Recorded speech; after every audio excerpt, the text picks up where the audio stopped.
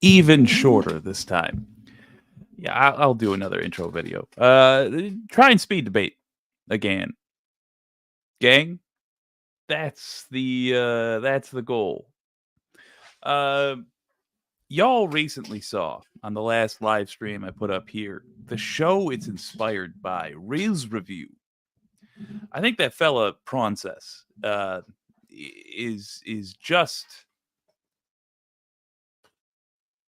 a clever guy, someone who really puts on a good show, and I think we on the left could use some of that. Um, I don't want to necessarily um, intermingle audiences or try to intermingle audiences constantly because I just think we have different interests. But I do really want to make the kind of stuff you all are interested in interesting to people who are not yet where you are politically. So, having watched that last episode, I'm hoping to work with you, the Wicked community, to build a better debate show and then do that debate show a whole bunch of times. The idea here is that we will eventually learn what the is wrong with America because it's 50-50. Are you voting for an actual traitor to the country or some lady? And for some reason, America's having a hard time with that decision. We got to figure this out. That's the goal of the show. And I'm ripping off Process because he is good at this. So let me say hello to the Wicked community. As you can see, I'm wearing a fine jacket coat. It's a reasonable pattern that a sane person would choose to keep long term and wear to, say, formal events as opposed to a plaid monstrosity. David Martin Graff, good to see you. Pinkerbell, good to see you. Well, the Princess. Speak of the crustacean. Good to see you, my friend. Yeah, no, it's no secret. You're uh, an inspiration, my friend. I think you put on fantastic shows. I have a feeling you are going to be out of my hitting power. What do you call it? You're going to have a huge audience very soon at the pace you're going. Congrats! And by the way, if you want to jump in on this, I'll open up Discord. I'm just going to have Discord open. You are welcome to. What I'm experimenting with today in the speed debate format is trying to do the review part of it. I want to do the 2:30 argument followed by a 30-second summary for both folks. Then I want to do the 5 minutes of back and forth, and then I want that element of decision. I want that Riz review part of the show where somebody decides who did the best. Hey, Donald James X, good to see you. David Martin Graff, but when will the generation make it right and not just making promises that we'll never keep? I don't know, man. What really zonked me recently, move this, was hearing James Baldwin in the 60s, maybe even early. It might have even been the 50s. I think it was the early 60s. James Baldwin talking about issues which people face still today in America. It's been 60 years and we haven't fixed them yet. That means it's not. Think about this.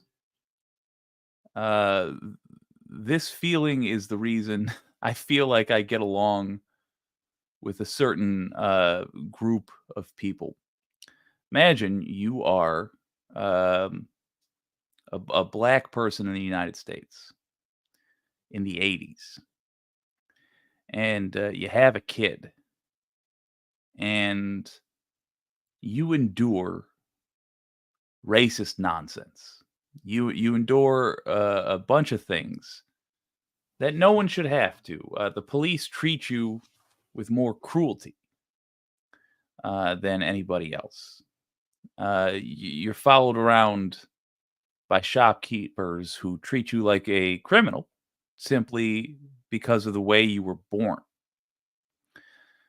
And you say, I'm going to be patient and I'm going to be persistent and I will make this country that I was born in a better place for my child. And then you see your child endure the same thing. Say it's the year 2000, and your child is 20, and you see your offspring endure the thing that you told yourself, I'll be the last. For me, it'll be the last generation that has to deal with this because we are getting better. And you see, no, 20 years has passed, and now that same pain is felt by your child. And you say, I'm going to keep trying.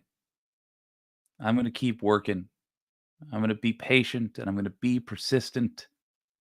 And my grandchild will not have to experience this. And your child has a child. And then 20 years later, and they endure the same thing. They're followed around suspiciously by shopkeepers. They are treated more harshly by the police for no damn reason. And your expectations for a just world keep shifting. Your hopes, your optimism keeps shifting, and to the point where you are just optimistically hoping, now that you are a grandmother or grandfather, you're just hoping that you are still alive when a decent country arrives. We got to get to the core of what's causing this, folks. It's not okay that we don't even agree on what reality is. It's not okay that some group of people have found a way for American citizens to keep enduring the same problems over and over and over and over again. It's not okay that if you were a car mechanic in the 80s and your children grew up and took up your profession, that you could afford a house and they cannot. It's not okay that we keep falling for the same things over and over. I'm hoping that speed debate is one of the ways that we figure out why it is America keeps getting tricked into voting for our own suffering. I'm pretty sure, says David Martin Graff, my kids' childhood, they would have dominated. I'm just upset that my childhood, I didn't dominate, but there's more to that story. Fair enough. Counterpoint, steel sharpens steel. We make each other battle when we challenge each other. Oh my God, that was a Freudian slip, I think. Counterpoint, says Pinkerbell. Steel sharpens steel. We make each other better when we challenge each other. The thing we need to get better at, though, is sifting through and tuning out the noise and nonsense. I agree with that. And I also think that one of the more fascinating things we've seen in speed debate so far, the thing that I've latched onto, is that the better somebody is at debating, the worse they are, and this includes me, the worse they are at summarizing what the other person said. That bears some exploration. Snixabia says Trump, the fish rots from the head. Look, Trump is a symptom. Trump wasn't around making decisions for America in James Baldwin's time, where the problems were exactly the same. Trump was not around making decisions for America in the 80s or the 90s or the aughts. He wasn't around making decisions for America until rather recently, about 10 years ago. He's an exaggeration. He's the problems with the ruling class as a caricature. That's who Trump is. Trump is an opportunity for us. He is everything wrong with America amplified so we can see exactly what it is.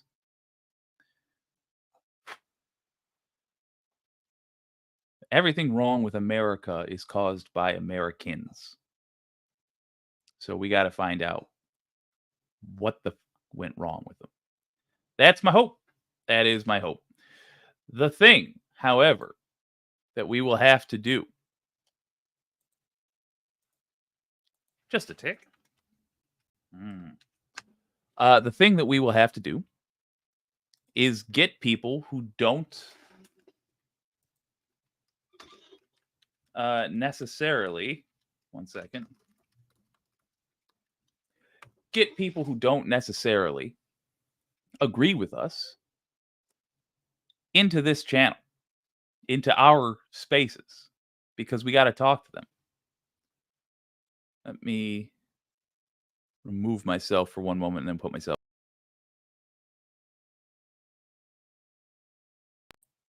Oh, maybe that worked. I don't know what's up with my camera. Anyway, we have to get an audience, or rather, not even an audience. We have to get in the audience for these shows. People that genuinely disagree with us. So have patience with me as I reach out to those communities and find the people amongst them who are sincere believers. One thing I'm fairly certain of, I'd love to find out I'm wrong, but I'm fairly certain of, is that the people on the right who are uh, providing the content for an audience that does truly believe, they don't believe. I haven't found a one who I can't prove it, but who I personally thought sincerely believed the stuff they were saying. The most generous I can be is that they think that nobody who does this believes what they say. But obviously that's not so. Even if I'm wrong, the things I say I do believe. But the folks on the right, I think they understand it to be a grift that they're simply trying to participate in. They know what snake oil is, which is to say a bunch of nonsense at best, and they just think everybody up here is selling. The process. You should talk to Torsia about that. I'd like to.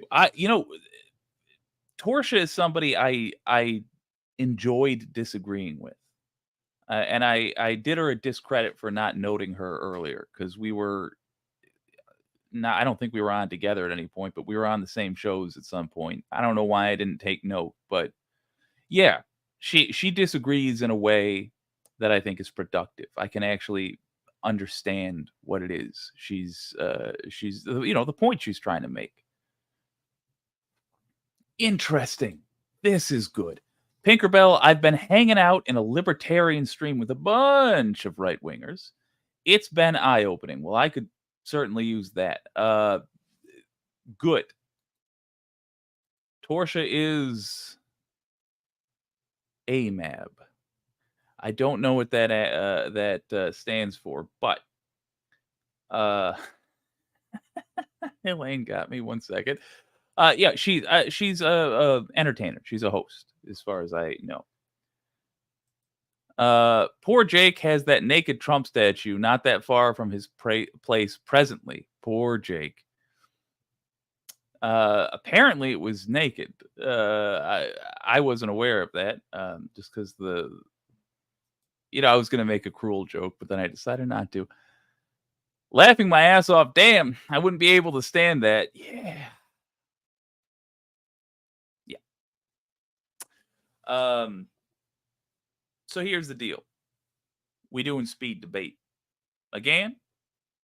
Hopefully, hopefully, it's the only way I could handle a Tim Pool stream.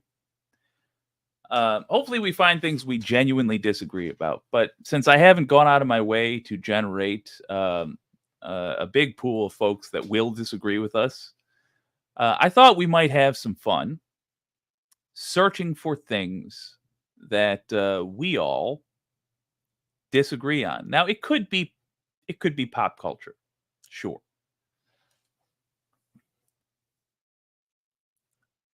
But I would like to search for a political issue, ideally, that we genuinely don't agree on. This will probably require a few minutes of conversation, as Frances has taught me. A few minutes of, and Melanie, a few minutes of back and forth. We're just chatting about whatever, as long as we remember that the goal is to find something we disagree on.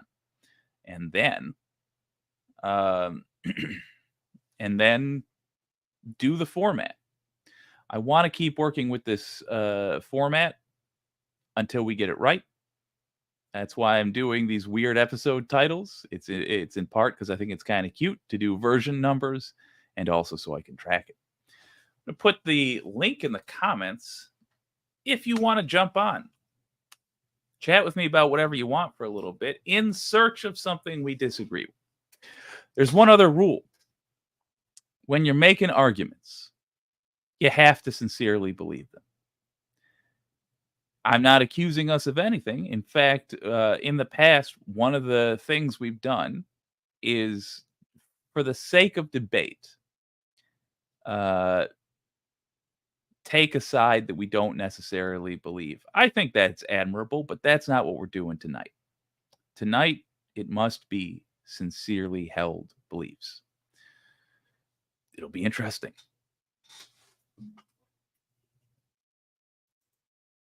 Look, I still go to view TYT, says Donald James X. That's my middle, or as right as I get. Yeah, and that's enough to me. It's same. Same. I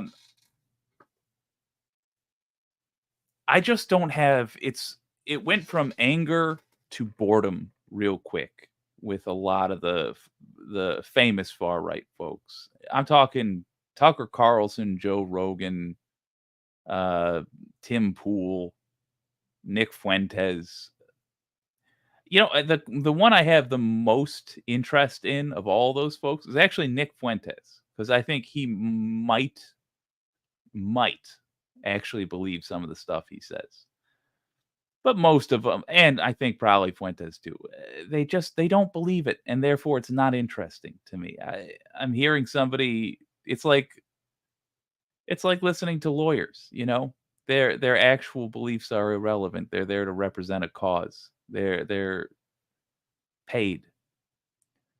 Lawyers in court, very interesting, but we're talking about real life here, and that's just crazy. Yeah. First of all, Snixabia, I like the damage report. Hell yeah, me too. Fuentes wants Trump to lose. And this, we're joined by my very good friend. Hold up. But I do want to talk about this because it's an interesting comment. Prancess. Hello, my friend. Hey, how's it going? It's going good. I want to experiment with understanding the other side's argument. That's the goal tonight. And Good luck also, with that. oh well, thank you. Honestly, we've had a lot of success. I think a lot of folks in my audience argue in the same way Torsia does, and I get what they're saying. But since you're here, I did title the episode "Judgy," because if you're feeling up to it, I'd love for you to play that role and be judgy and tell us at what point. Yeah, I think I can do that. 1 second, sorry, my headphones died, so I can't hear. 1 second. Oh, all good. Continue ranting. I'll continue ranting. So Fuentes wants Trump to lose. The reason for this is actually what makes me respect him a tiny little bit more than I did, which was not at all. Um, Fuentes turned on Trump when Trump admitted finally that he lost the 2020 election. Now, Trump walked that back, but Fuentes, as far as I know, hasn't let up on him.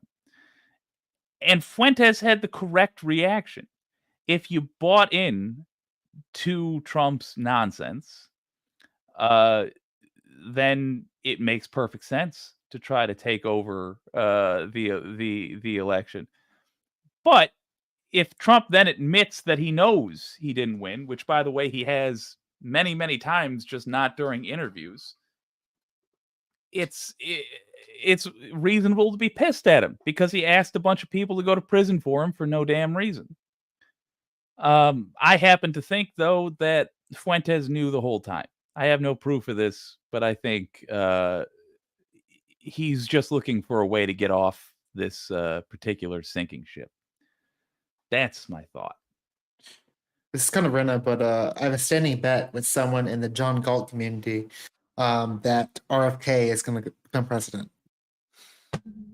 Okay. All right. What's their reasoning? I don't know. This happened like months ago, and they're still like, you never know. It could turn out different. Here, I'm just waiting you know for what? my payout at this point. I can't blame them for sticking with a bet they made when it seemed more probable. I said that by November 6th, Nikki Haley would endorse Joe Biden for president, and I still am holding on to that. At one point, he doubled down. It was $100, and I was like, a month later, like, hey, you want to double down? And he was like, yeah. And we're still here. You know what? If Trump has a heart attack or something, everything changes. Like we forget how much fast food this guy eats, nearly as much as I do. There's a chance. Not much of one, but god damn. Oh, all right, gang. If there is something in particular on your mind you want to talk about, use the link in the chat.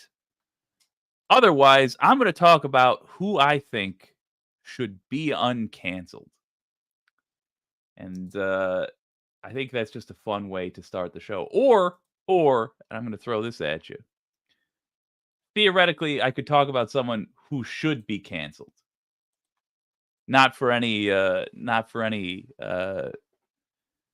really moral reasons, but just because they are annoying. I would have canceled Celine Dion in the 90s if I could have. Not now. I like her now. But in the 90s, it was just too much. Uncanceled, I would say, who's that one fella that was in the we're sans a princess. Fair enough. In the 90s, here not 90s, in the nows, here's who we should uncancel. That senator who was in the baby costume. Why can't I remember his name? He was a comedian turned senator. It was just comedy. It was comedy that got him canceled. He had to literally leave his political position. Al Franken, thank you, the anti-corporist. Al Franken had to leave his and Snixabia. Thank you both. Yeah, he did a comedy a photo shoot, and that's what he got canceled for. Now, my understanding is he also behaved inappropriately with women, but I don't know that. The only thing I was aware of, and most of America, as far as I know, was aware of, was the shots of him on a bed dressed as a giant baby. That's when he was a comedian. You can't get canceled for doing your previous career well. It's like if you elected a porn star to be in the House of Representatives, and then naked pictures of her from her porn career were discovered. Yeah, that was known already when she went in. Mackenzie Carter Cameron. Al Franken should never have resigned. I agree. Uh-oh. Wait, here we go. He took a pic of a woman when she was asleep, and he was making some sexual pose around her. That's what did it. Fair enough. All right, fair enough. That's a better reason to cancel somebody, but I still think that's too much, just Also, based on if I that. recall, I think he canceled himself, kind of. Yeah, Like, I don't think there was that much backlash, but he kind of was like, I'm there gonna bow really out. wasn't. There wasn't any. The great terrible irony of it was that it was right before the Trump era. Really, it's right before we realized, like, oh fuck, anything goes, anything at all goes. Not that we should, not that we should accept anything. It's just it was too much. It was an That was overreaction on a his own part. that was a brief period where a rare period where men were canceling themselves. There's a few of those. There's some honor in that, at least. But I submit him, dear internet, for uncanceling. So far on the list, we have snowboarder Lindsay Jacobellis, that lady who did a trick when she was clearly winning. She tried to do a little trick in a snowboard race and fell. Uh, Wesley Snipes, because he's rad as, and Al Franken. I think this is a good uncancel him list. What did Wesley Snipes do? I forget. He was a psychopath on I the know set he's. of There's a lot of crazy stories. yeah. On the set of Blade 3, he only let people address him as Blade. He fired up weed in his trailer all day, Method and acting. yeah, and he drank blood like out of a vial, is what I heard. Which, if you're playing a vampire in a martial arts vampire movie, that's exactly the behavior I want to hear about. That's not cancelable. Like, didn't Jared Leto do the same thing in like Suicide Squad? Like, he sent people rats and weird stuff. Yeah, and frankly, to me, that's more annoying. But I still think it's because it's just less rad than smoking weed and drinking blood. But that's the kind of stuff I expect weird ass actors to do. I want them to be weird like that. I want rock stars to mess up hotel rooms. Nobody else. Nobody else. And yes, they have to pay a huge amount for it, but that's the thing. That's entertainment. Wesley Pipes, says anti-corporatist. Well done. Ooh, ooh. We may have our first potential debater. Hello, DJX. Oh, that's rad. What's As up, hell. guys? What's good? Nice green screen. Not too much. I was just thinking we could talk about things in general until we find something that we might disagree with. What's some strong political opinions that you have? What for me? Or how about this? Let's do some prompts. What's the most right-wing thing that you sincerely believe?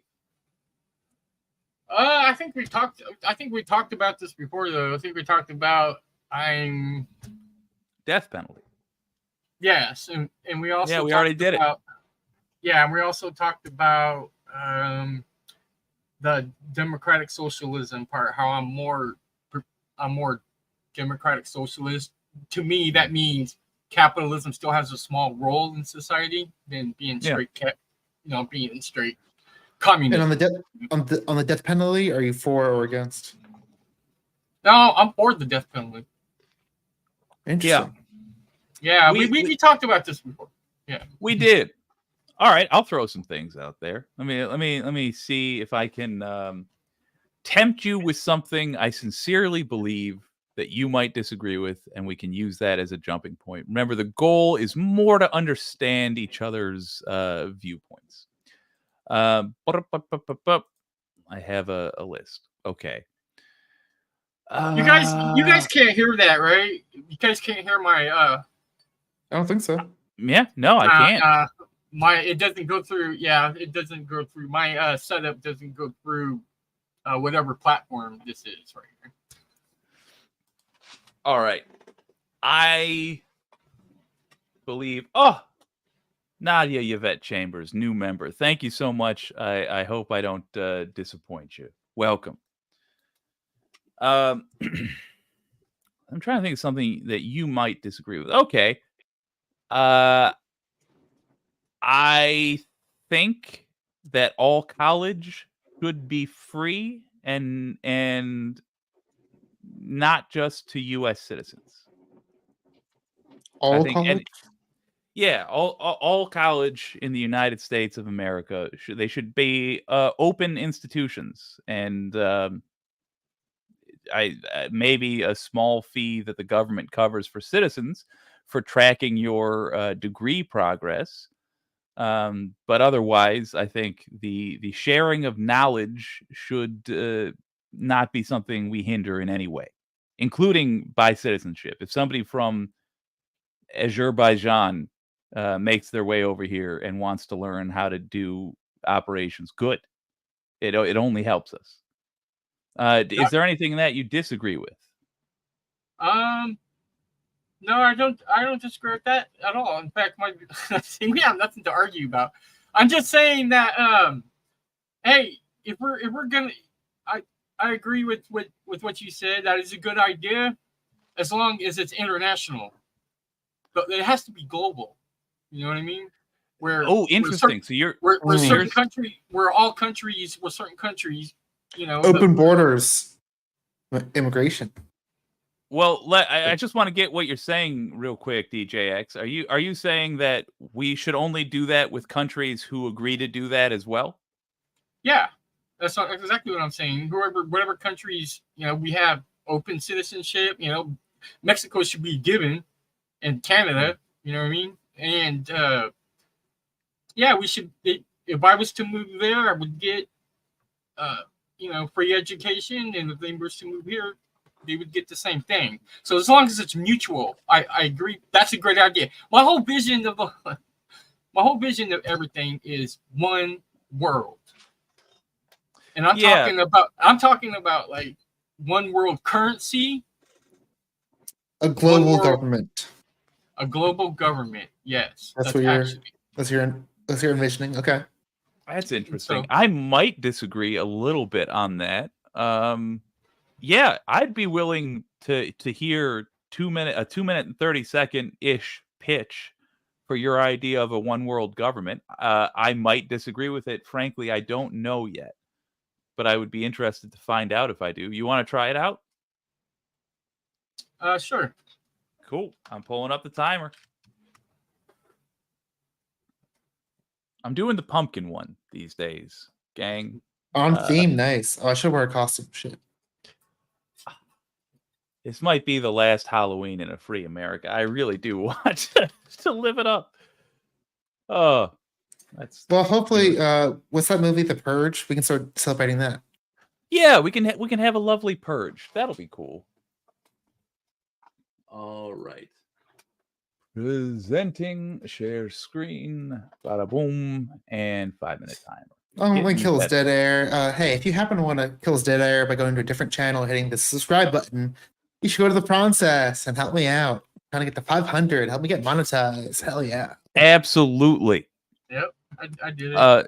Just great content, man. I have to say, if you're not there next week, you will be shortly thereafter. Thank you. I have got the timer up. I'm gonna put. How did I do this last time? I'm gonna put Donald James up.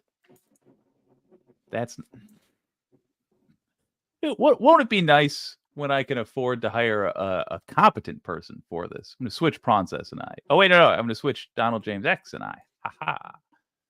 Okay, timer's up.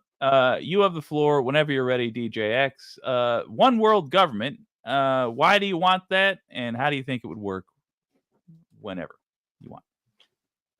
Okay, I've always believed in it because I think it would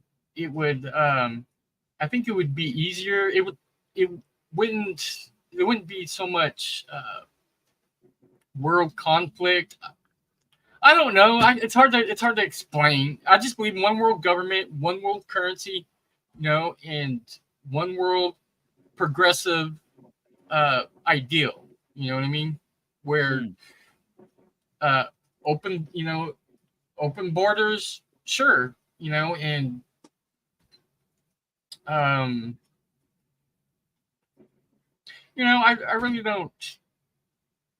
I mean, I've thought about it before, but you know what I'm saying. It would be broadly. let me use some of this time then to ask some questions. What would happen in this scenario to when two countries start attacking each other within the one world government? So two regions start attacking. How is that settled? So like it's the equivalent of you would think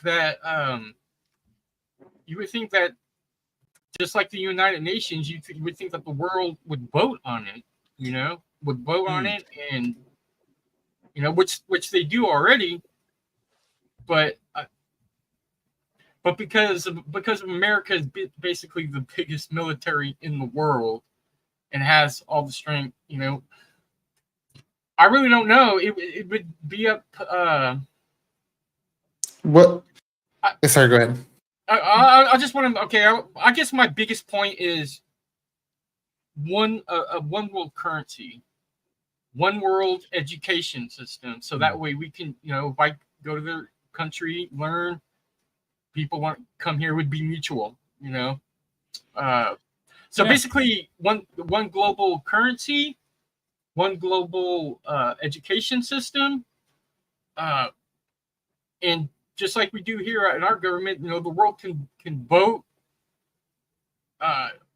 say no, we don't agree with that war, and we're gonna sanction you, or whatever it takes like that. So yeah, Jake, I know there's no format, but can I ask some questions to kind of test this worldview? Absolutely, yeah. So, what my first thoughts that I want to think are ask you are, what if a certain country wants to exit the country? My first thought is a country like Great Britain, where they decided to exit the European Union. Would that be?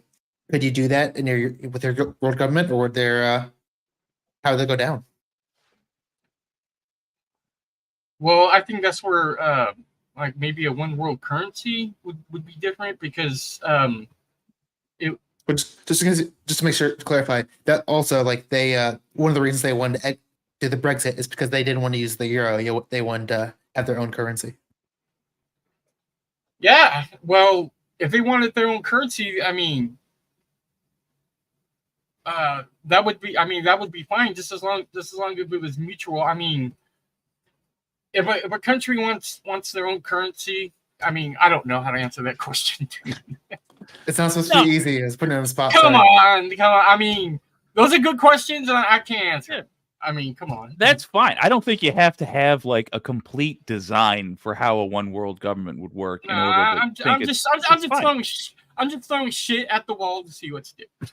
Yeah, and truth be told, broadly speaking, I like that idea. I think conflict is for when there is a shortage of things, and conflict does not always have to be violent, but it's for when there is a shortage of things. The main thing any species needs is food and space, basically. We have enough food, we have enough space. One day on this planet, if we don't get off it, there will come a time when those things are no longer true. But our conflict now is arbitrary because we have enough food. There's literally enough calories made every day to feed every human being on Earth. There is enough space to fit every human in Texas if we so wanted, with plenty of leftover in Texas. So I'm with you. I think I'm kind of, my opinion has changed on the left. I'm very pro-NATO for this reason. And that's like a one world military. Basically, it's a defensive pact, but it still functions the same way.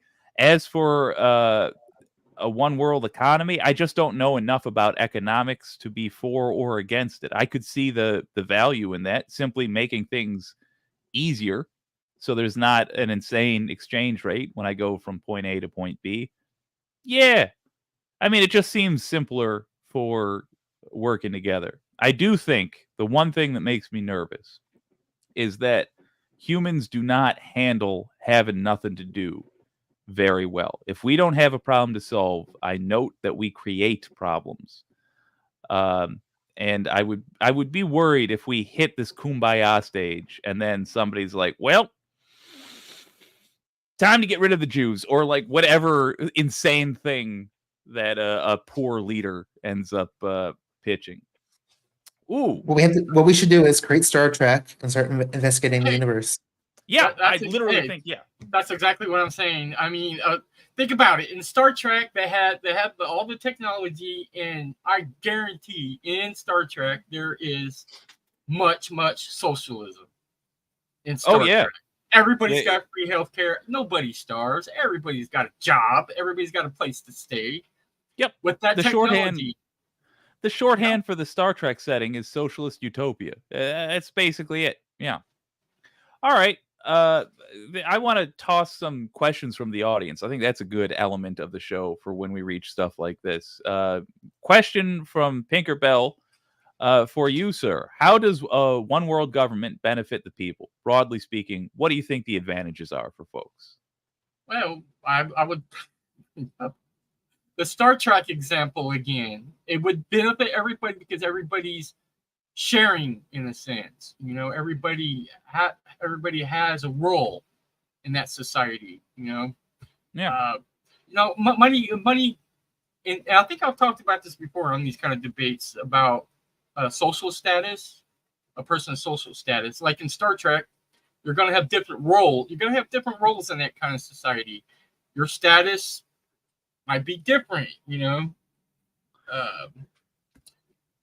So I believe I believe the one world government would help everybody in the context. If you think of it like real socialism, I know it's far fetched, it's bullshit right now, but that's just the vision that my mind goes towards.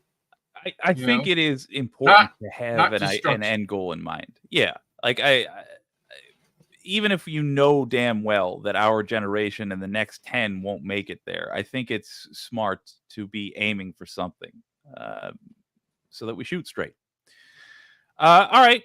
Good talk. I think I'm going to quickly have Jordan B. Peterson on, and then I will have our newest member, Nadia, on.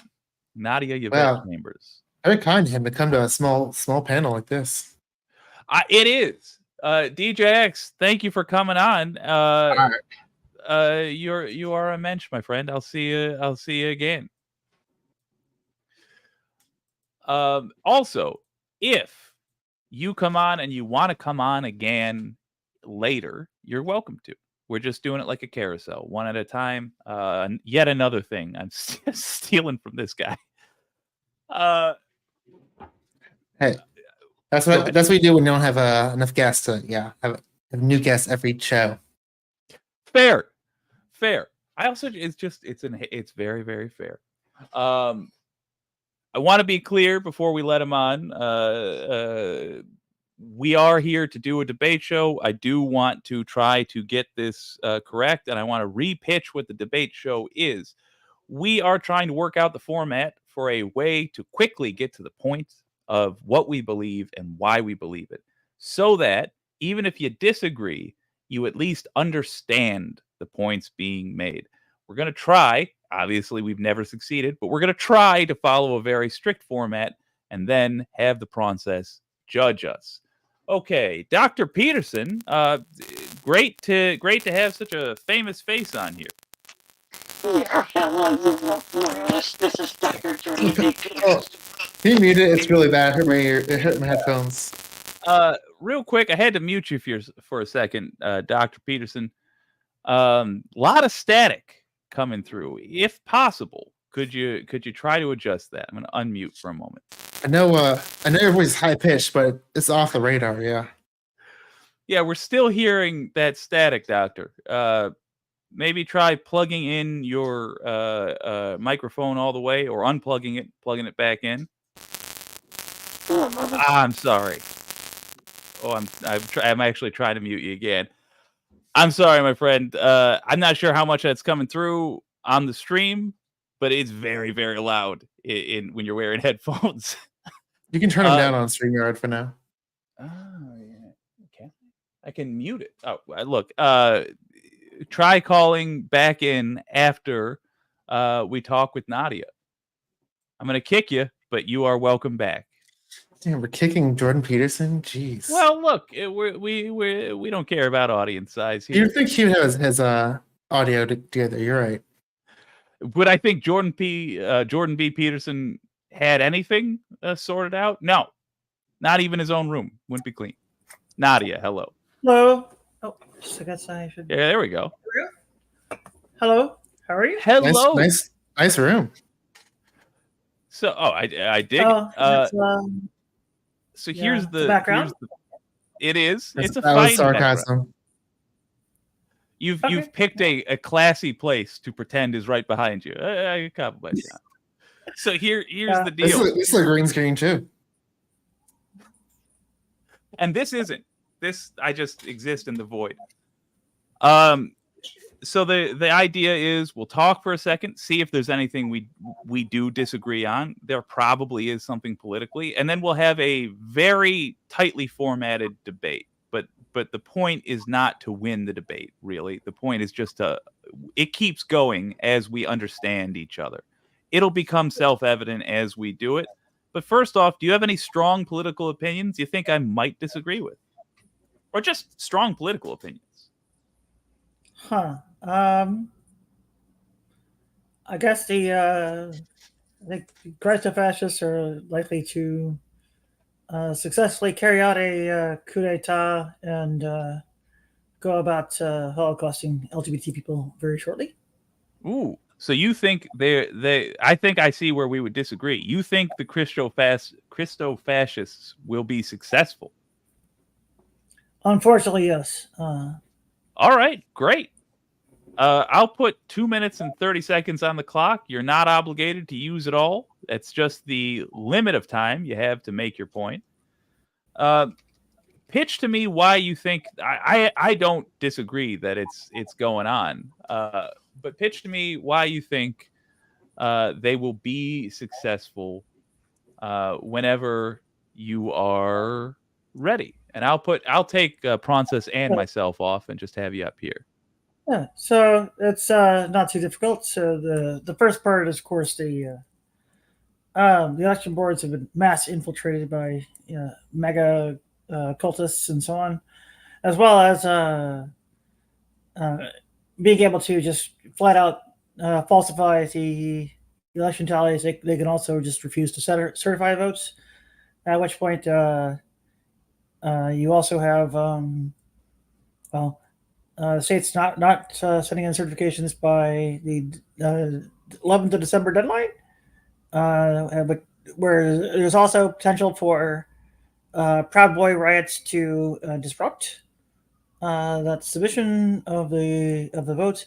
There's I guess a second go round of state level certification on the 17th of December, where Proud Boy, Brooks Brothers riot type things. Yeah, the Brooks Brothers riot from 2000. Well, same kind of idea, only they put it at a more strategic point in the process, involving the whole elector garbage and so on, with the electoral college. Anyway, so there's those two things, and then once they get governors and attorneys general and elector questions going around, they can get it sent up to the Supreme Court, at which point either the Supreme Court can just kind of directly declare Trump the president, or really Vance. I mean, Trump might, at the rate he's going, he might even die before Election Day. Or they could also throw it to the House with the 12th Amendment, as per Greg Palast and Tom Hartman. And the 26 Republican state House delegations will then obviously clinch it for the theocratic fascists / Republicans, who I guess now have Trump as their temporary figurehead, who is about to just die off any minute now. Okay. Yeah, that works. Yeah, 12 seconds to spare. So here's the format. I will now try to recap what you said in 30 seconds, and you tell me if I got it correct. And if I didn't, that's fine too. Then I'll just try again. So in 30 seconds, I believe you're saying that they have a number, the Christo-fascists have a number of ways they can steal an election. Some of them they've already tried and nearly got away with. Some of them they tried and got away with. Case in point, the Brooks Brothers riot. And they're going to do it this time, but this time when they do it, it is going to be ushering in a new fascist era. Is that correct? Yes. All right, cool. Then I will try to put 2 minutes and 30 seconds on the clock or rather I will do that, to try to explain my viewpoint that I don't think they're going to be successful. Standing by. There we are. All right. Here's what I think. Oh. There we go. Yeah, I don't think they're going to be successful. Reason being, Tina Peters. She was she was a county clerk who broke the rules in all the ways that they do, Republicans, and she just got 9 years in prison for it. She was not expecting that. Examples are starting to be made of the lawbreakers. So there's really two things that need to happen to avoid this. Thing number one is happening now too slowly. And that is, for the first time in American history, conservatives have to be asked to follow the same laws that everybody else does. The Klan was able to be the Klan because conservatives got all kinds of winks and nudges and nods from psychopaths in power. Iran-Contra, Nixon, Bush and Colin Powell, all these folks got away with crimes that deserved imprisonment. That's not happening anymore. We, for the first time ever, have had a former president charged.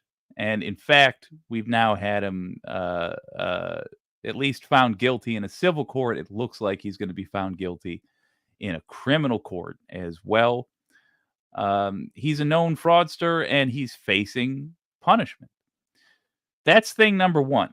Thing number two is the more immediate thing. It's happening in 3 weeks. We have to endure another election where rule breakers are running against, more or less, rule followers. It's a hard one. You're not wrong. They've got lots of ways they could do this. I think we're due for an October late surprise, wherein we find out that a lot of the people who broke the rules are, in fact, going to suffer legal consequences for it. But you don't have to base things on hope.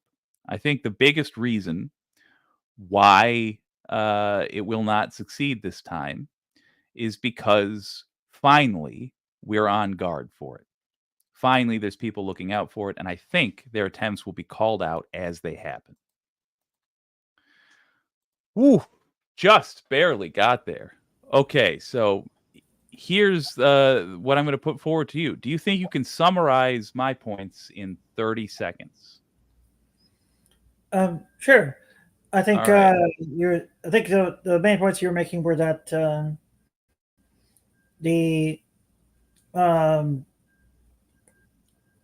is different this time because the Republican rule breakers are going to be actually held to account. The examples will be shortly made of them in the probably even before the election, although nothing's or very little has been done as of yet. And also, well,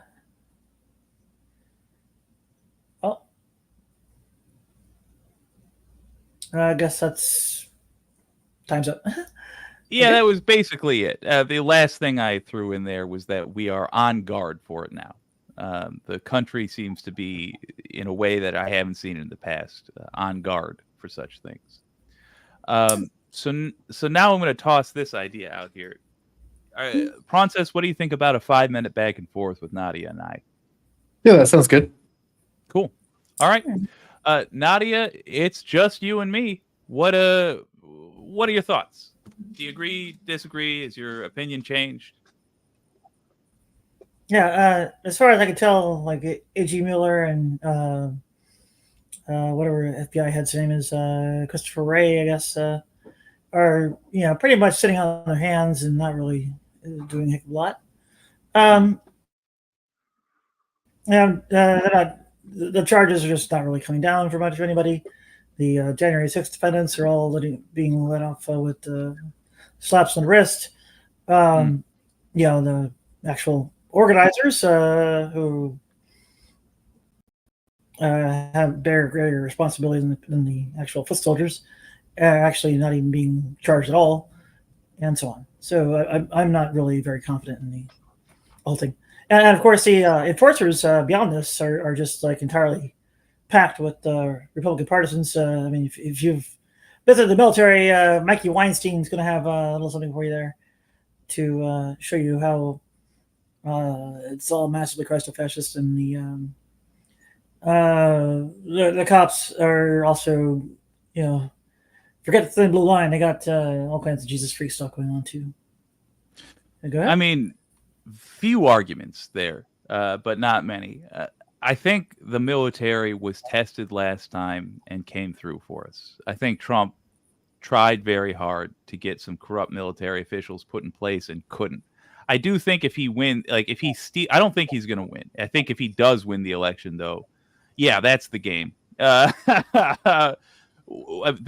we become the resistance. But I don't think that this time, if he loses, he will have a military coup on his side. I just don't see it happening. The only evidence I have for that is they didn't last time, and there was more legitimacy last time in theory because he was technically the commander in chief. They could have said, I was just following orders. They were illegal orders, but I was following.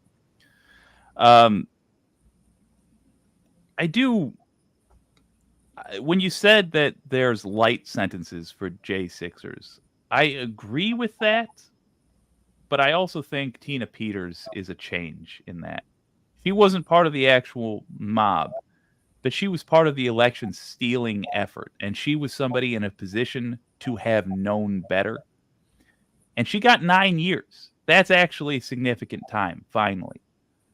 That, to me, is precedent that I think will be followed.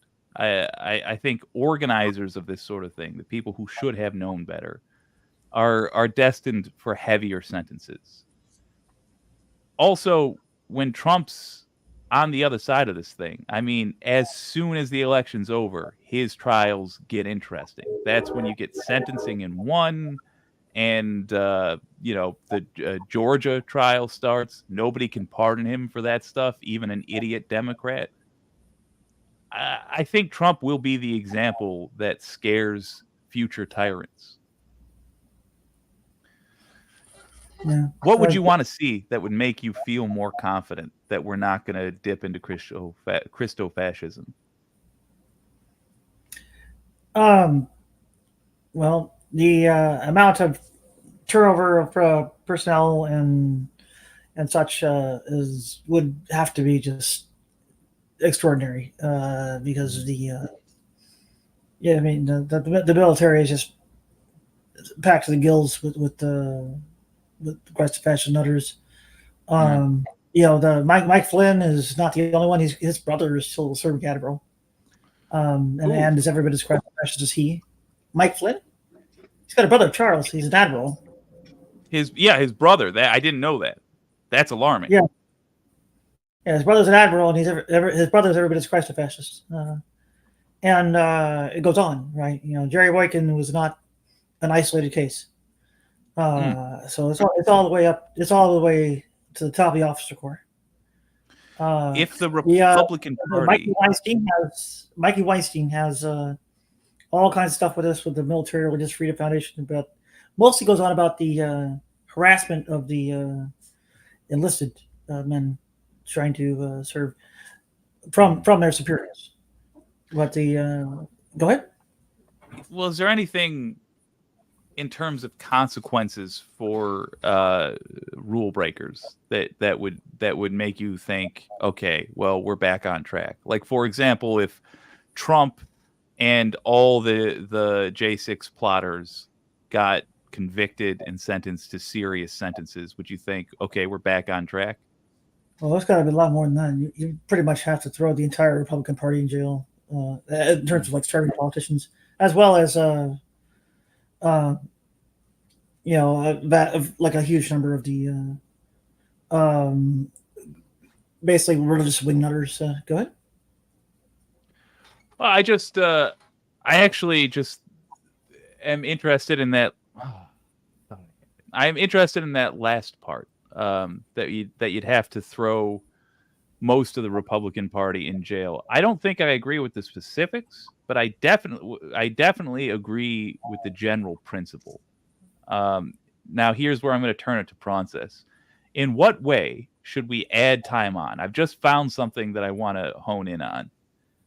Is there what do we do? Do you think we toss it to the audience for a vote?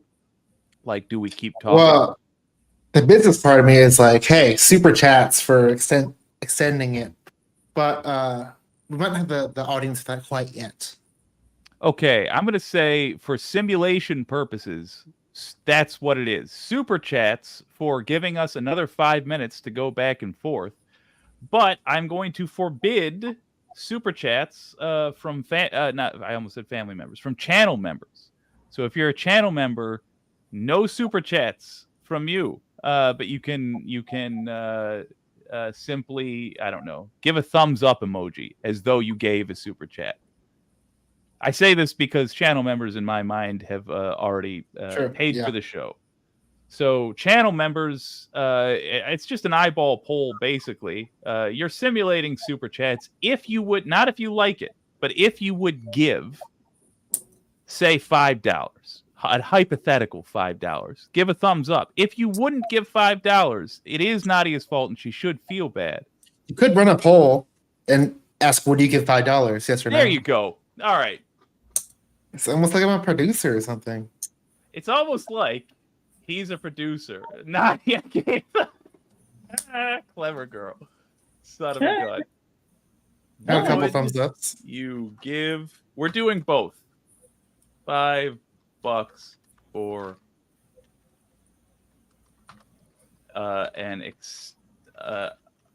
another 5 minutes. I'm also doing this to ensure that, I'm able to do things like run polls.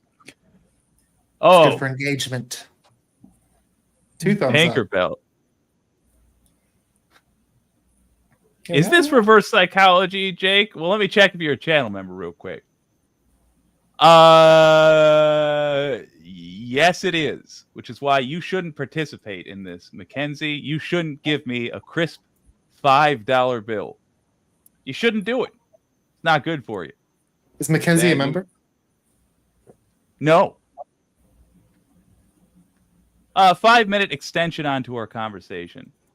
The poll's going to be done already. Let me have a gander. Oh, it's 100% yes. All right. So at this point, I'm just I'm busting chops. Ending poll. 5 minutes back on the clock. While I'm talking, Process, after this, we'll see you again. Yeah, I'll do my review, yeah. Heck yeah. All right, so son of a gun. Nadia, here is the thought I had with my son of a gun. 1 second. I'm gonna do this. There we go. Here's the thought I had with my mind brain. I don't think necessarily that every, and I know you were perhaps using colorful language, but I don't think jail is the destination for all these punks, because to some degree, the Republicans who participated in this did so in a way that was examining what the system will allow for first. And that we earned it, baby. Thank you, Mackenzie Carter Cameron. I'm going to take time off the debate to say thank you for that. I appreciate it. But here's the deal. I think there should be punishment. for all Republicans who were involved in any way with this. I think certainly probation for a good number of them. And I think dissolving the Republican Party in the states where they participated is a fair response to this. Fair because it would actually put fear into the people that need to be afraid to try a coup again. It would be consequences. Jail, I think, is a little harsh, but not unreasonable, frankly. We're just splitting hairs over what the punishment would be. So here's my question to you for the remainder of the time, if you want, as long as you want. If the main organizers of the January 6th insurrection got prison, and the rest of the Republicans who participated, let's say as far as the fake electors, simply were banned from being involved in politics based off whatever frickin' amendment that was we had during the Civil War, would that, to you, make you feel safe that the country wasn't going to go Christo-fascist? Would it be enough, is my question. Wouldn't be enough. It's basically an ideology, not a not entirely a specific group of individuals. The individuals are something of kind of a location where it manifests or embodiment or whatever.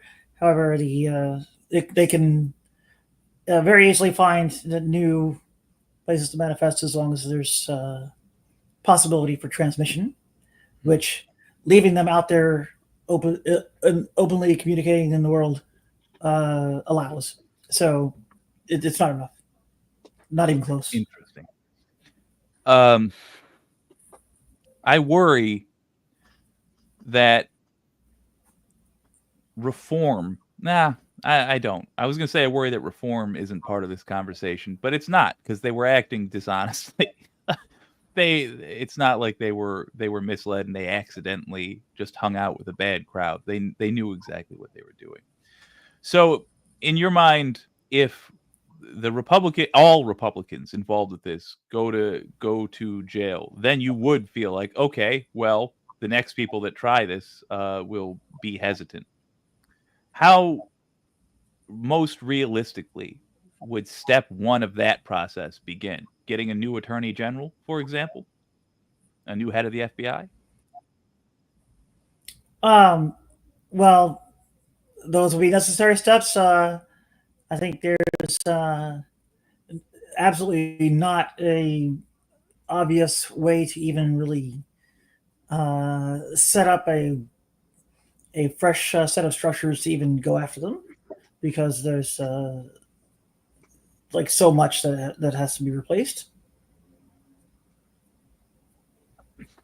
That's kind of what alarms me, is that I can't see a scenario where the non-Christo-fascists are in power, which is what we have currently. Not by much, but it is what we have. And yet we are unable to stop the Christo-fascists. I think it feels like that because we haven't even tried. But now that they're here and they're obvious as a threat, I have to think there are steps that can be taken, that we can advocate for, that we can go for, to make it happen.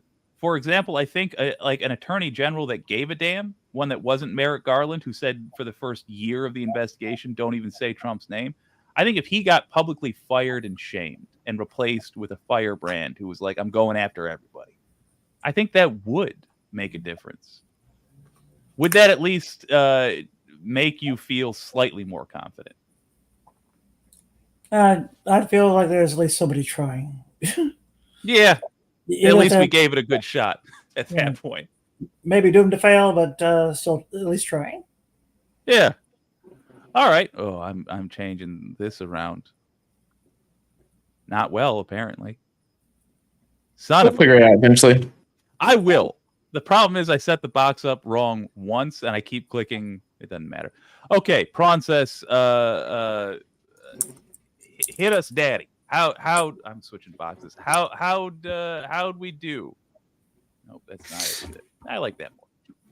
Well, I will say, Nadia, I think you had kind of the harder premise kind of to prove. So Jake had a little advantage there. So I just want to say that first.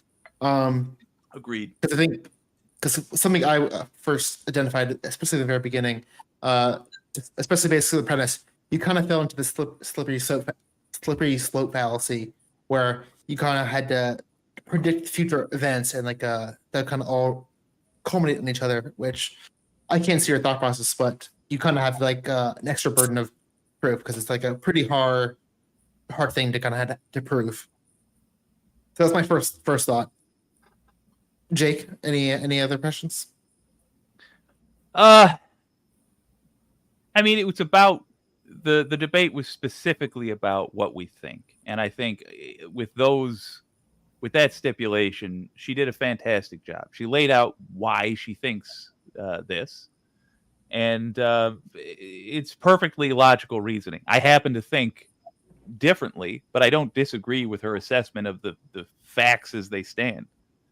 It's like we're both watching a football halfway to the field goal, and I'm saying it's going to go in, and she's saying it's going to go out, but I'm saying I think it's barely going to go in. You know? That's it. If the premise had been like you should be concerned that that's going to happen, I would like agreed 100%. Yeah. Not that you were trying to be convinced, but Nadia, how, if anything comes to mind, how might I have been more convincing to you? Is there something I could have touched on that you think might have made you reconsider? I can tell you what you did that made me reconsider, which is you mentioned that Mike Flynn's brother was in the controlling ships in the Navy. He's an admiral. That's terrifying. That guy shouldn't be anywhere near power. Well, that's just the start. But yeah, I guess some of the things where would be like I guess well, going into maybe like the claims of various theologians who detail the New Apostolic Reformation, integralists, and the Christian Reconstructionists, and basically gunning down their claims of guess how highly placed and of actors they have within the movements, and also I guess with at least the New Apostolic Reformation and the Integralists, also gunning down their claims of how widespread the movements are, which, given that you would be going after the Harvard Theological Seminary and similar, are they're hard targets. But go ahead. Well, I wanted to flip the question on you, Jake, and say, yeah, what could Nadia have said differently that might have swayed you a little bit more? Yeah, as I was asking that, I thought it was a dumb question because it's how do you predict these things? I think it's a really good question because I think Okay. you should always ask yourself in any debate, any argument, what piece of evidence would change my mind? Yeah, I think if she would have presented something that speaks to the inevitability of it, it's very difficult for me to accept that a fight is over until it is well and truly done. And she would have said something along the lines of speaking to that then I would have been more likely to accept that we're headed for there, and the thing to do now is plan, build our arc, plan how to survive it. I think we should make those plans anyway, but I hope it's not over. It'd be great if more people were doing something about it. Yeah. Well, I'll tell you, I have two things that I think we can do before we go to the judge here for the final judgment as to who won. Going to be totally arbitrary. But here's the things I think we can actually do. And I sincerely believe this, even though it's a little bit silly. Thing number one, obviously, all the time, email our representatives and make our thoughts known. Thing number two, have a party on election night. The reason for this is if Kamala wins and there's a bunch of parties that spill out into the street, or people hear their neighbors 2 units over blasting music and popping champagne. It is going to make it harder for those people who saw the parties to believe that nobody voted for Kamala when Trump says that's what happened. Just a thought. Party on election night. I'm in New York, Also, so everybody's gonna be. I'm in Harlem, even. That's everybody's gonna be partying. Yeah, if Yeah. she wins, yeah. Get out there, shake it with them. Princess, who do you think won? Well, like I said, I think Nadia. Sorry, I do like you. You seem cool, and I even agree. Like we should be concerned, but just based on the premise, I think Jake had the upper hand and ended up coming out a little bit ahead. Groovy. And I was going to do something more obnoxious. This won't even make sense, but just imagine that I had a thing that said Jake and not oligarch.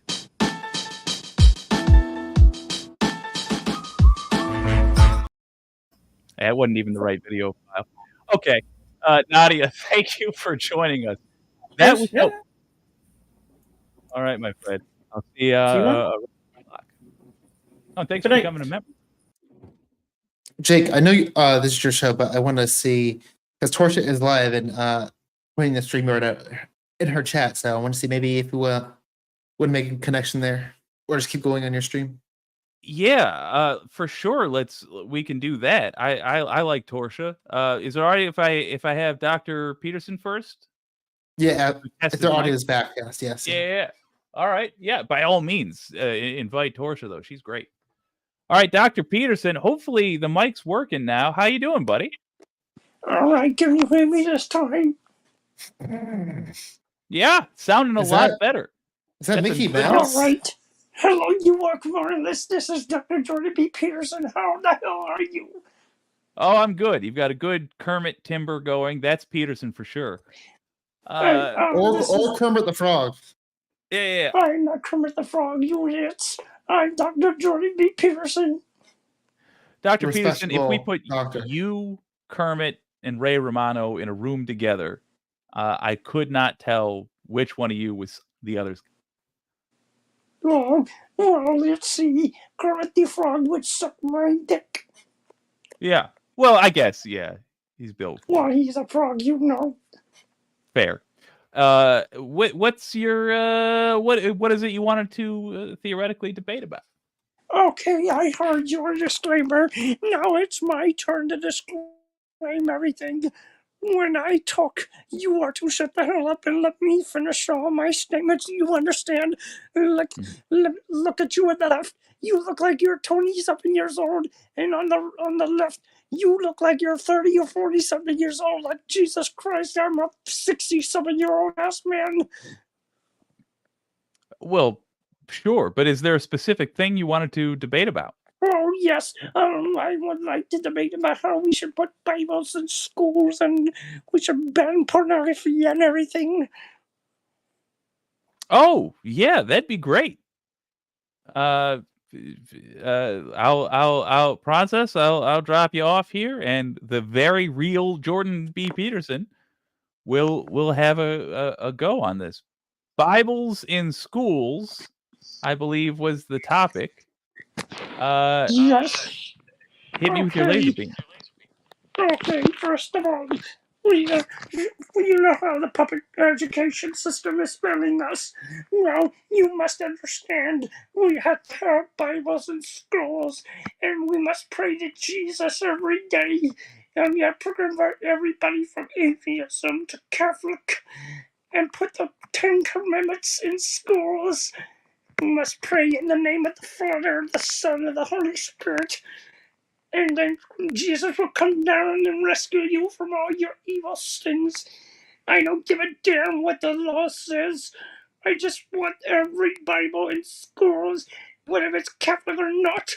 And then you will respect the Jews and you will become a Zionist and respect Israel. I don't give a damn about Palestine either. Because if you read every single chapter in the Bible, you will learn to respect Jesus and his apostles and how the hell he died on the goddamn cross.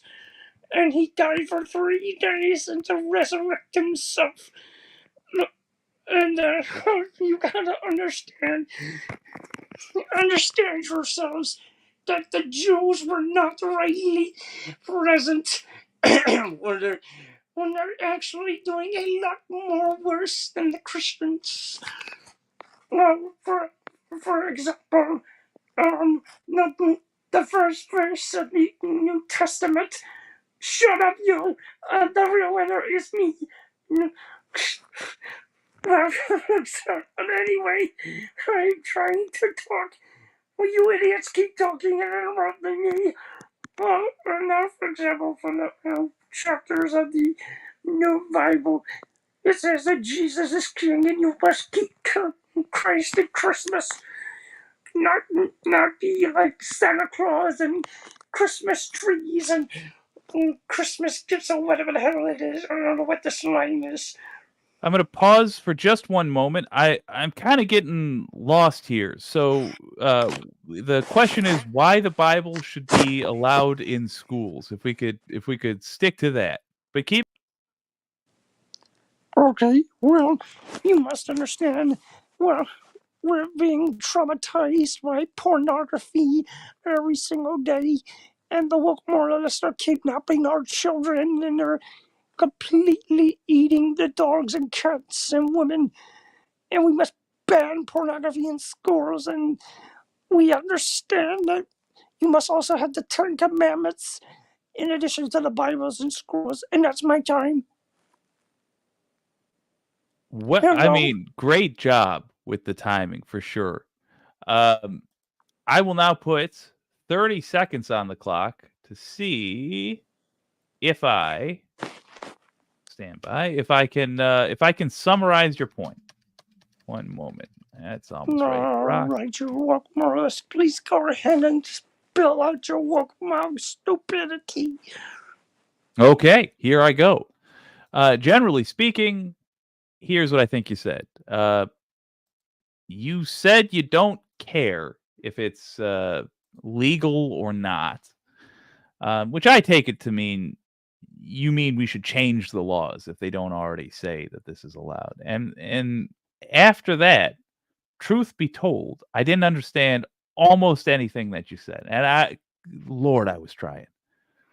But you seem to generally be speaking towards a belief that morality comes from the Bible and we need morality in schools. Is that correct, Dr. Jordan B. Peterson? No, your facts are wrong. All the facts that I've stated are correct, and you are very much wrong. Well, I'm not disagreeing with you yet, but my question is, was I able to summarize what you said? What was your reason for believing that the Bible should be allowed in schools? Because we must bow down to Trump, and we must bow down to MAGA, and we must follow the rules of MAGA, believe in Jesus or else. We should because we must. I'm still not seeing your point. It seems like MAGA would be. Jesus Christ. Well, it seems like let's just jump into I guess we can't even do the 5-minute back and forth.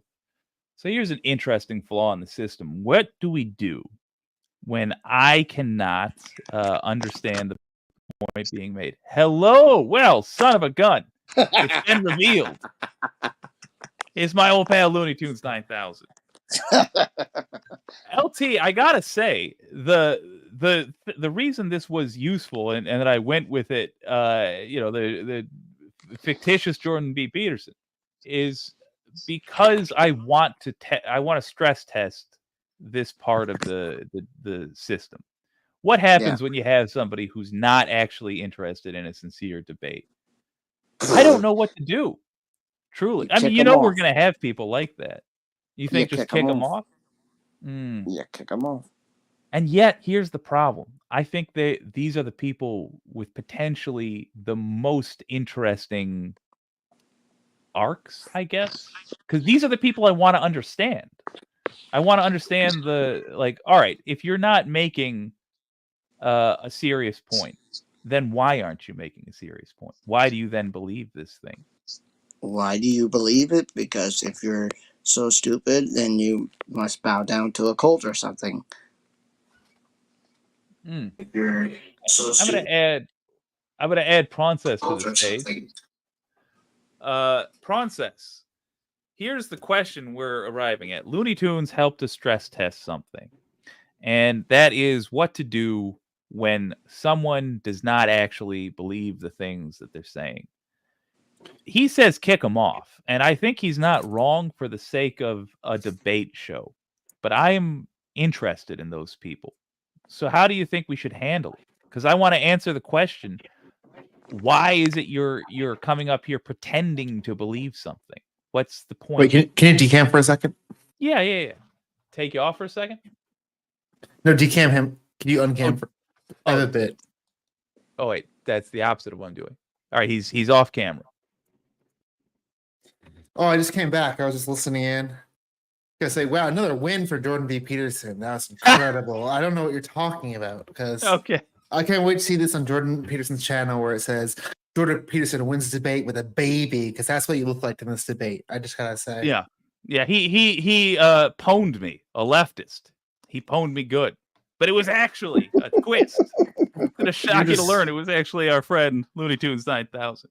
Clearly confused by his use of logic and deduction. So what?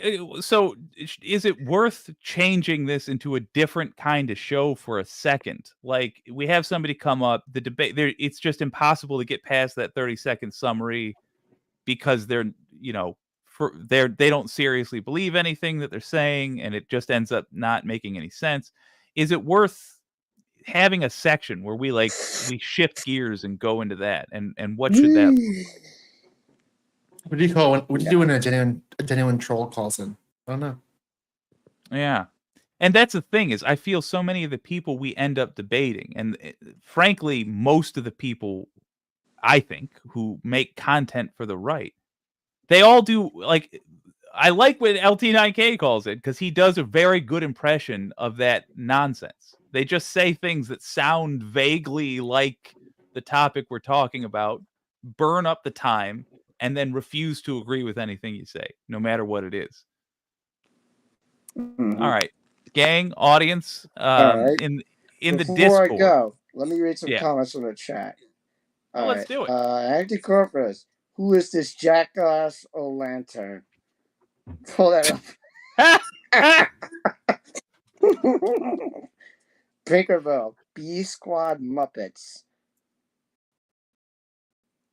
Says Mackenzie Carter Cameron. Welcome. Your facts are wrong, Jake. Get it together. Clean your room. And then Donald James, you said, went for JP. Oh yeah. It looks like you crushed me, man. I still don't care about your feelings, Jake. I crushed you good. Oh, JLP owns triggered leftist. Said Pinkerville. And then, burn me. Oh, here's a good point. Mackenzie Carter Cameron, you trolled them back, Jake.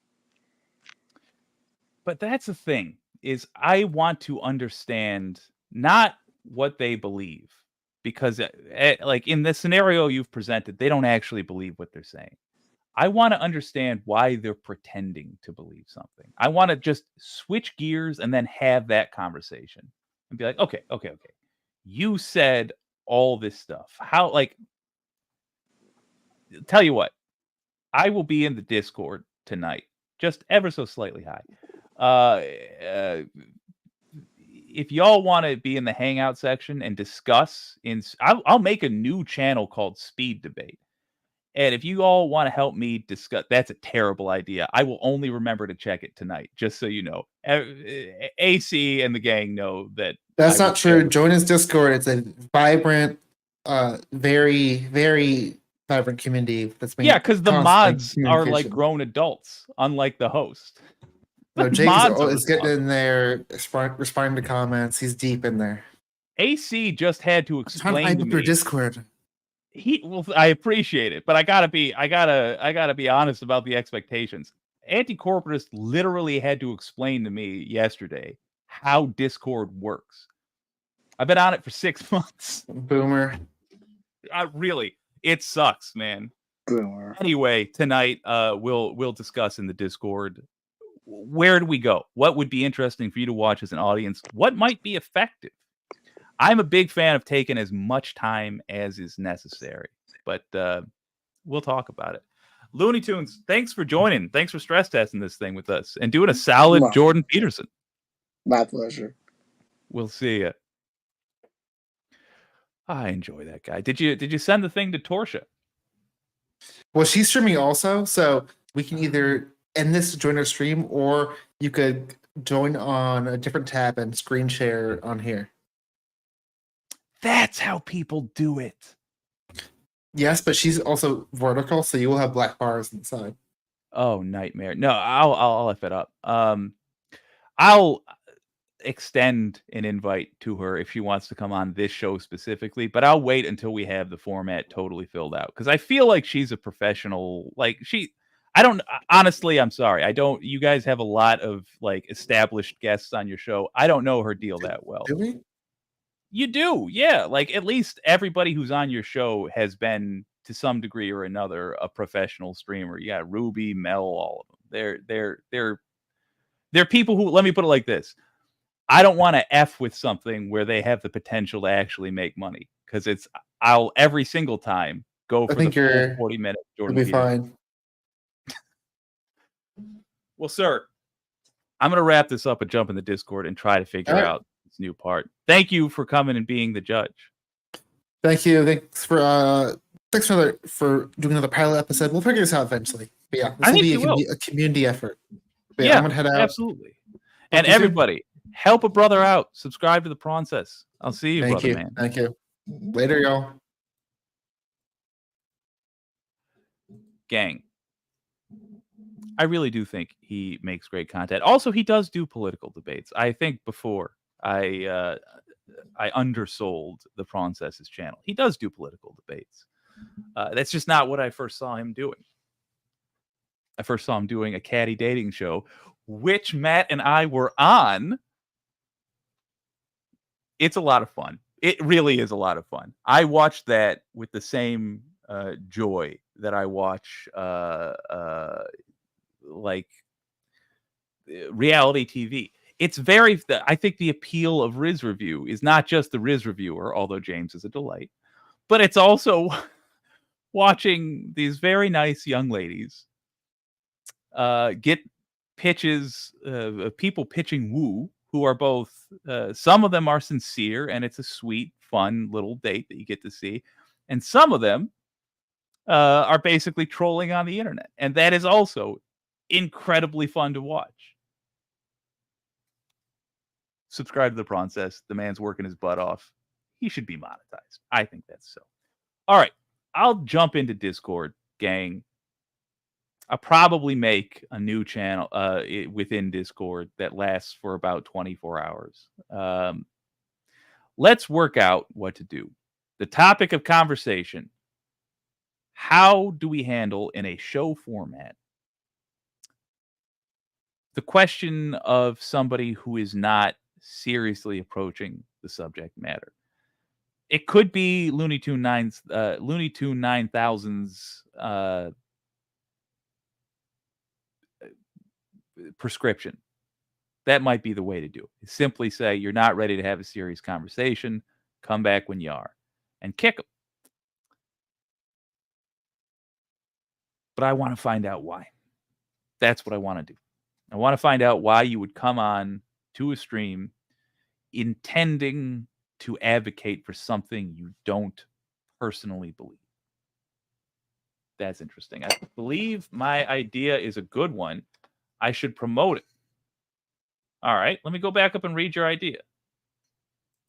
That was adorable, says Pinkerbell. It was. Matt and I went on a double date, and we killed it. We were each other's wingmen. It was great. They would be banned from coming to our schools if their kids don't even go there. This is the Christian public school ones?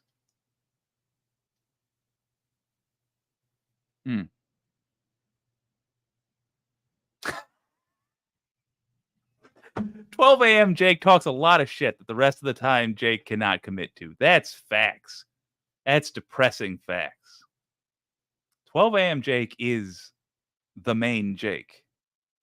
The other one's a pixely bastard. Only the grifters are lying and not honest, but those who listen to them are different. They actually believe it. I think that's true. And here's the impression that I got. This has been limited. I want to go on to some of these other shows that have a right-wing audience and invite them on here so I can get some more of them. But I'll call them out by name because it's a screen name. There was a fella named Spicoli, for example, that I talked to briefly. And if you see him, don't dunk on him. I do want to understand this person. But I think that what he was doing was his best impression of what his heroes do. You know, he was like, I want to be just like Tim Pool. I'm going to get on there and I'm going to do the thing Tim Pool does. I'm going to try my best to sound like him. The problem with that is it means he actually does understand what Tim Pool does. It means he actually does understand what these people are all about. And he's trying to get good at it. So then we have to have the discussion. All right, if you know that that's what the guy who gave you your beliefs is all about, and it actually has nothing to do with being correct, why do you listen to it? Ever? I think we're going to find, I don't know, but I think we're going to find that the answer is he thinks that's what everybody does. He thinks that's what I'm doing. He thinks that's what you're doing. He thinks that's just how you talk politics, is you make stuff up to justify what you want to do. And the reason you want to do stuff is because that's your culture. You come from a culture where big business gets all the money and all the tax breaks. That's just what your culture likes. It's good to go to war in your culture. You come from a culture where you're supposed to be pro-war. You're never supposed to actually think about it. It's just what you and your friends are up to. It's arbitrary, in other words. It's random. It's just whim. And politics, in their mind, is just making up excuses for those things. That's all it is. A series of memorized excuses. We got 3 weeks to get to the bottom of it. We got 3 weeks to convince as many of them as possible to just stay home. I'm not asking you to buy into left-wing beliefs. I'm really not. I have them. I'll pitch them. I would love to do a pitch for socialism being added to America in more places. It already exists in our military. It already exists in Social Security for older folks. I want to expand American socialist policies. But I'm not asking them to buy that now. I'm not asking them to buy that over the course of 3 weeks. Right now, I'm just, with your all's help, going to ask a whole bunch of people who were going to vote against their own interests to instead not. That's the plan. For the rest of you, I recommend you go out, you vote for Harris, you write your representatives to pressure them to do all the things you want them to do, and plan to have a big party on election night. This has been WYCD Wicked. That stands for What You Can Do. My name is Jake, and this is my pal, Donald James X.